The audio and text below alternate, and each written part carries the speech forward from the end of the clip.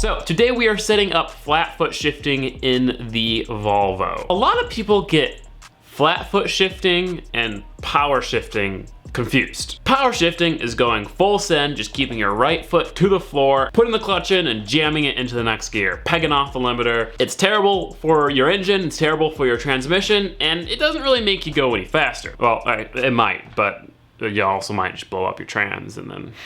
Flat foot shifting is the same thing as power shifting, but your ECU detects when you start to push the clutch in and it cuts ignition, thus dropping the revs, and it goes into the next gear smoothly. So flat foot shifting is actually quite safe for your engine and quite safe for your transmission. Now the benefit of flat foot shifting is that as you're shifting into the next gear, the throttle is staying open, thus not bleeding off any of the pressure in the charge pipes, and thus when you get it into the next gear and release the clutch, it takes less time for your turbo to spool up and hit full boost. And it is usually a pretty dramatic effect, which we will test in this video. We'll do some pulls, just shifting normally. We'll do some pulls with flat foot shifting and see how long it takes the turbo to spool after the shift. Now, before we actually get into installing the flat foot shifting and doing the tests, I want to try to fix the wastegates on the Volvo. The wastegates are working fine, but they have a slight issue of a leaky diaphragm. So the air coming into the bottom port from the turbo is leaking through the diaphragm into the top port,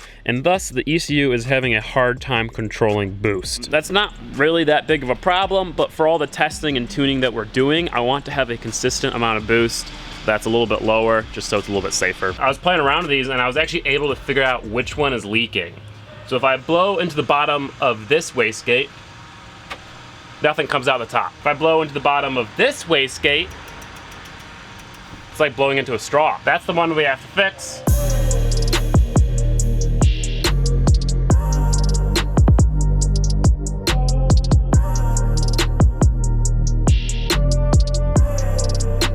I think the seal's a little damaged because it wasn't quite set when I assembled the wastegates in the first place. So at this point, to me, I've got two options. Number one is buy a new wastegate. Number two is to get a little sketchy.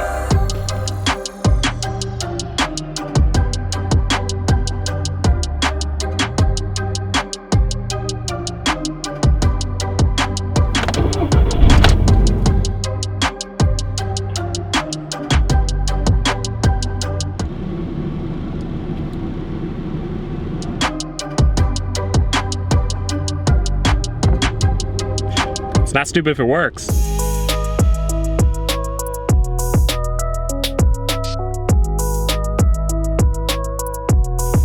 Well, I kind of blew into it and it seems like it's still leaky.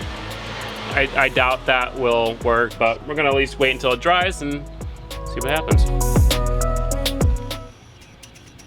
It still does just totally leaks, so I'm gonna go ahead and pick up another wastegate off eBay. And would you look at that? They were even on sale.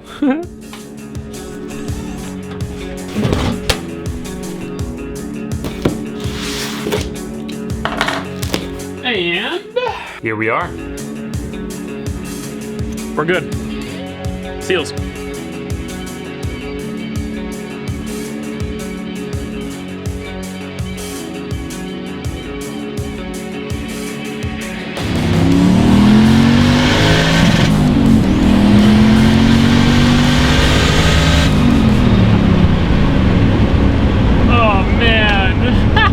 It made 5 pounds. Let's check the data log. Well, ladies and gents, exactly what we wanted. Looks like the ECU is now controlling boost. It's at a nice steady 6 pounds of boost. I would say we do our baseline tests.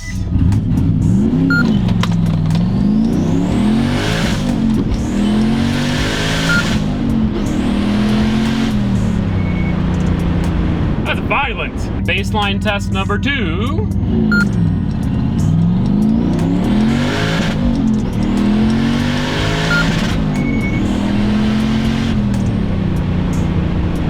Need more RPM on the launch. Run 3.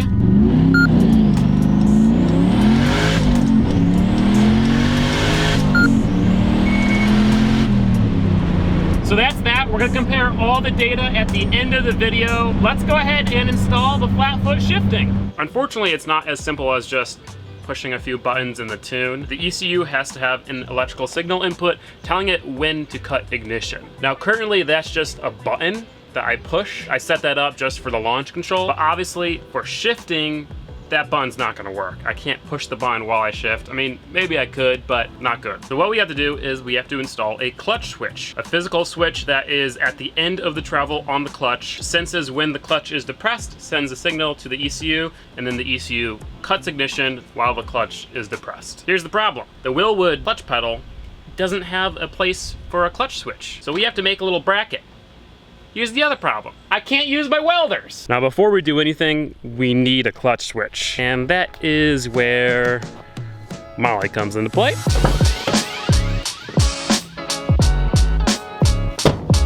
Voila.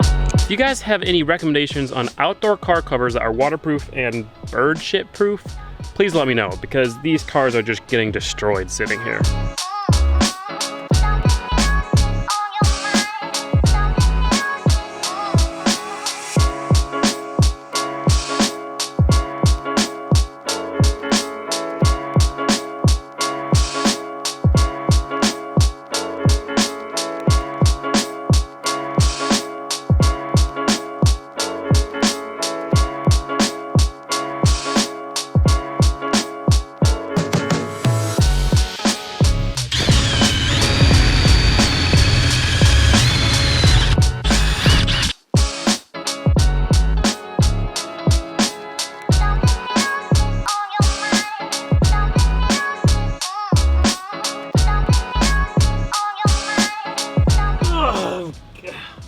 Alright, well, I got it. Can we all agree that working under the dash of a car is just the worst thing? No matter how big your car is, it just sucks. My leg is bruised, my knee is all scratched up from the concrete, but the switch is in, the bracket I made, it works pretty good. I built it off of the cruise control bracket that was under the dash there. Building that little aluminum bracket was a pain in the butt with nothing but an angle grinder, but now we gotta wire it up. Now if we wired up the ECU straight to that clutch switch, every time I push in the clutch, it would cut ignition. We don't want that because I still want to be able to rev match when I'm on a curvy road. I want to be able to push the clutch in and rev it if I want to dump the clutch or all sorts of things. So we're gonna put a switch in between the clutch switch and the ECU. When that switch is clicked on, then the clutch switch will be signaling the ECU. When that switch is clicked off, then the clutch switch will not be communicating with the ECU. I got a nice little switch that kind of looks like an OEM switch. So I'll put it in there and then we can wire it up.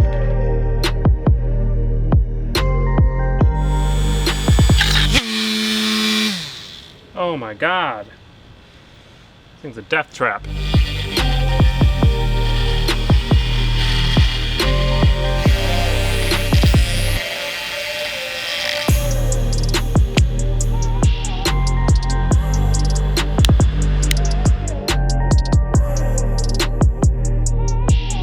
Got all the wires ran. Before I put everything back together, I'm gonna test to make sure it seems to be working. So there should be no continuity between these two wires, and there isn't. Now when I push the clutch down, there should be continuity. Sure enough, that works too. Now I'm gonna put the switch in. With the switch off, the clutch pedal shouldn't do anything, and it doesn't. Turn the switch on, and the clutch pedal should change continuity. And it does. So, it works. So now, I just gotta do a real world test.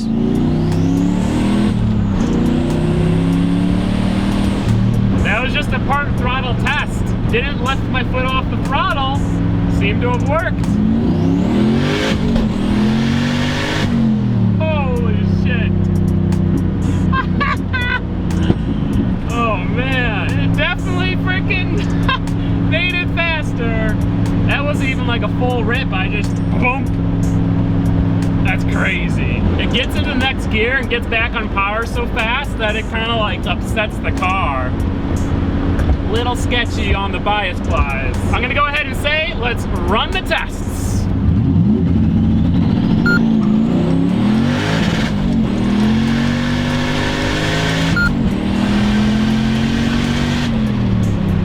Oh my God! Dude, it left 11s all the way down the road. It was spinning all of first, all of second. It was a very stable spin. It felt very safe, very smooth, but I could tell it was a little squirrely and it didn't feel as fast. But those shifts are, mwah, mwah.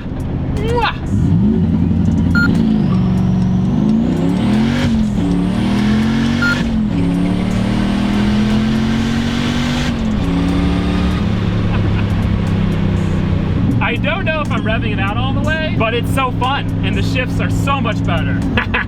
Oh man, I'm looking at my 11s. I need to take a picture of this. Last test.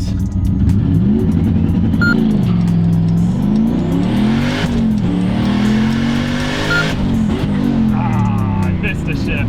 All right, well, we should have enough data. The data is way better than I could have ever hoped for. The difference before and after flat foot shifting is crazy. So let's start off with the 0 to 60 times. Now the 0 to 60 times aren't very accurate because we were just using the laggy GPS on the dash, and they're not even that consistent, but they can kind of give us a general idea on how fast the car is before and after. That's just my little disclaimer. So without flat foot shifting, the fastest 0 to 60 time was 4.33 seconds. Now the average of the 3 runs was 4.7 seconds. With flat foot shifting, the fastest 0 to 60 time was 3.2 seconds. 1.1 seconds faster than without flat foot shifting. Now the average time with flat foot shifting was 4.1 seconds. So not as good as peaks, but that's still 0.6 of a second faster on average. That's the bogus data, that doesn't really mean anything. Let's look at the real data, the data logs from the ECU from the 2 different runs. This is where stuff gets freaking sick. So this is a data log of a 1st through 3rd gear pull without flat foot shifting. The red line is RPM and the purple line is boost. So as you can tell, boost peaks out at 5,000 RPM at 5 pounds of boost. As it gets up to the red line, it tapers off around 4 pounds of boost. And then this is where I shift right here. As you can tell, boost falls off the map right there. It goes from 4 pounds of boost at red line to -10 pounds. So that's obviously vacuum. It takes about 0.8 of a second for me to get it into the next gear. And then after that, it takes another 2 to 4 tenths of a second to build boost. So in total, it takes an entire second while shifting to get back up to full boost. That's a pretty good amount of time. Let's go ahead and look at the other data log. So we're doing a pull, having fun, staying steady at a little under 4 pounds of boost, hit red line, bounce off the limiter a little bit. Right here, I go to shift, and as you can tell, boost never falls off the map. It doesn't even go down to 0. The lowest boost level it reaches during the shift is 2 pounds of boost. And then I get it into the next gear, and within a split second, it's back up to 4 pounds of boost. It actually peaks all the way at 6 pounds of boost, which goes to explain why it spun the tires. Because I've shifted into the next gear and suddenly it's making a lot of boost until it tapers off. So with flat foot shifting, the time it takes to hit full boost is just 0.4 of a second. That's less than half the amount of time it takes without flat foot shifting. So that just goes to show the advantage of flat foot shifting. You're always in boost. Never once are you out of boost. As you can tell, as the RPMs are dropping here in between the shift, if you look at TPS right there, 100%, but never comes off the throttle. It's just really cool to see real world data proving the mods that you do on your car actually work and improve it. I mean, it's a drastic difference. I mean, you can tell just from listening to the shifts, it just goes bam! The shift between 1st and 2nd takes 0.3 of a second instead of almost a full second. Flat foot shifting is magical. Now, we do have a drag day planned for the Volvo. It's gonna be July 9th at Atlanta Dragway for the Fast Friday races. You guys wanna come out and see the Volvo? Come on out. There's a few more mods we're gonna do before the Volvo hits the drag strip. Some heat management, and of course, more boost, more tuning, and some street racing to make sure it's all going well. I really hope you guys enjoyed this video. I tried to put a little bit more effort into it. I wanna keep putting this much effort into videos, so if you wanna help me do that and help support the channel, please go check out Patreon. You get early access to videos and access to a bunch of exclusive content. I'm also gonna start doing weekly live streams with Forza and some other stuff, and patrons will get some exclusive stuff for that as well. Thank you all so much. Peace out. and have a fantastic day.